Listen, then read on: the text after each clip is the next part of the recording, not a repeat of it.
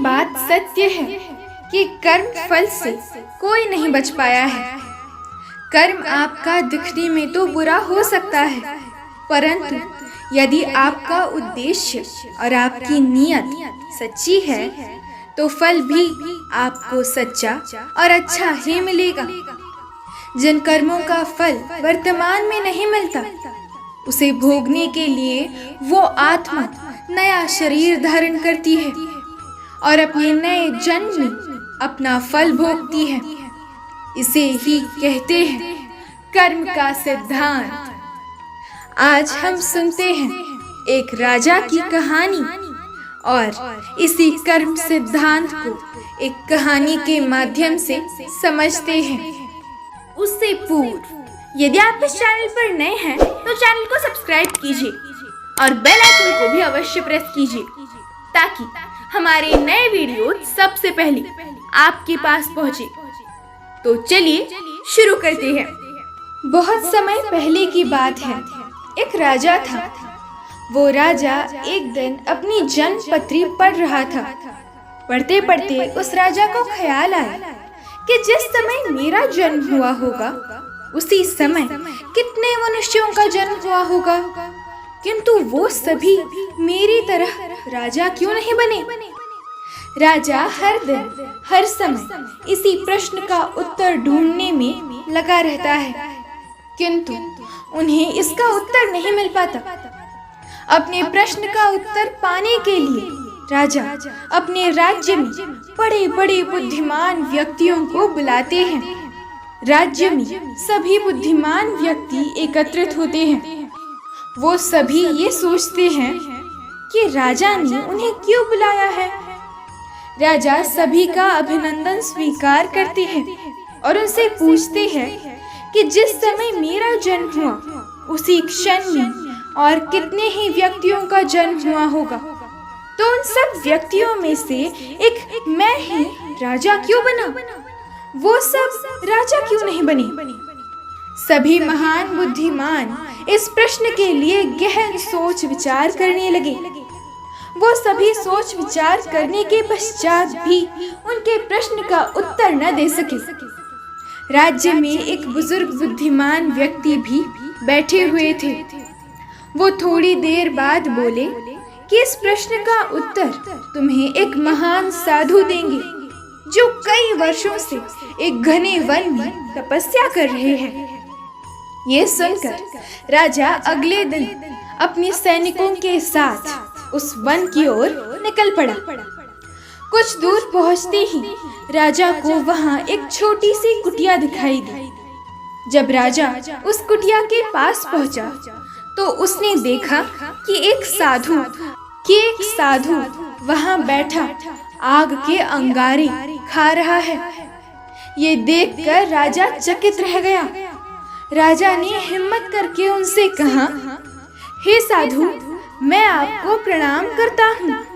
मैं आपसे एक प्रश्न पूछना चाहता हूँ कि मेरे जन्म वाले दिन कितने मनुष्यों का जन्म हुआ है।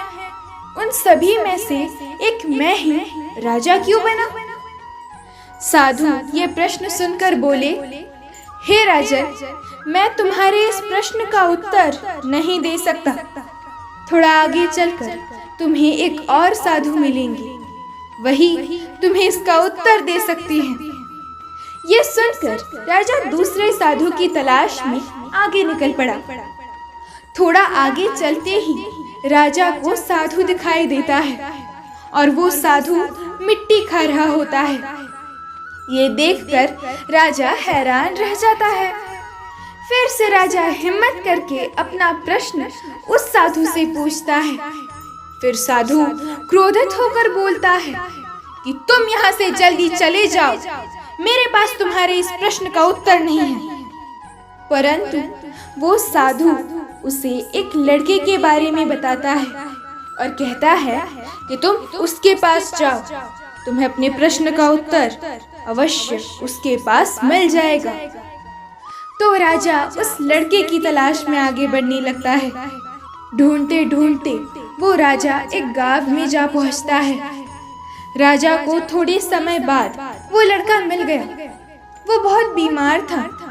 राजा ने उस लड़के से अपना प्रश्न पूछा और लड़का बोला कि राजन, हम पिछले जन्म में 4 भाई थे। एक बार हम चारों भाई किसी जंगल में भटक गए थे और हमें वहाँ कई दिन हो गए थे। हमारे पास केवल जरा सा आटा पड़ा था और उसकी हमने रोटियां बना ली। जैसे ही हम वो खाने लगते हैं, हमारे पास एक बाबा आते हैं। वो बाबा बहुत भूखे थे। वो हमसे भोजन मांगते हैं। ऐसे में बड़ा भाई बोला, यदि हमने आपको ये भोजन दे दिया तो हम क्या अंगारे खाएंगे? दूसरा भाई बोला कि यदि हमने ये भोजन आपको दे दिया तो हम क्या मिट्टी खाएंगे? अब जब मेरी बारी आई तो मैंने भी रोटियां देने से इनकार कर दिया। परंतु राजन, तुम बहुत दयालु थे। तुमने अपने हिस्से का भोजन उस बाबा को देकर उसका पेट भरा और तुम्हारे इस पुण्य के कारण तुम इस जन्म में राजा बने। रास्ते में जो तुम्हें अंगारे खाते हुए और मिट्टी खाते हुए साधु मिले थे, वो दोनों तुम्हारे भाई थे। तुम्हारा तीसरा भाई मैं हूँ, जो इस समय मौत के मुख में हूँ। हे राजन, इस प्रकार हम सभी भाइयों को अपनी अपनी करनी का फल मिला है। राजा को ये सुनकर अपने प्रश्न का उत्तर मिल जाता है। कर्मों का सिद्धांत बड़ा ही सरल है। जैसा आप किसी को दोगे, वैसा ही आपको वापस मिलेगा। तो अपने मन से फैसला कर लीजिए कि आपको क्या चाहिए। तो यदि आप इस ब्रह्मांड को सकारात्मक ऊर्जा दोगे, तो आपको भी सकारात्मक ऊर्जा ही मिलेगी। यदि आपने अपने विचारों पर नियंत्रण करना सीख लिया, तब आप एक महान इंसान बन जाते हैं। जब आप अच्छा सोचते हैं, तो आपके साथ सदैव अच्छा होता ही है और वो होता ही रहेगा। जय श्री कृष्ण।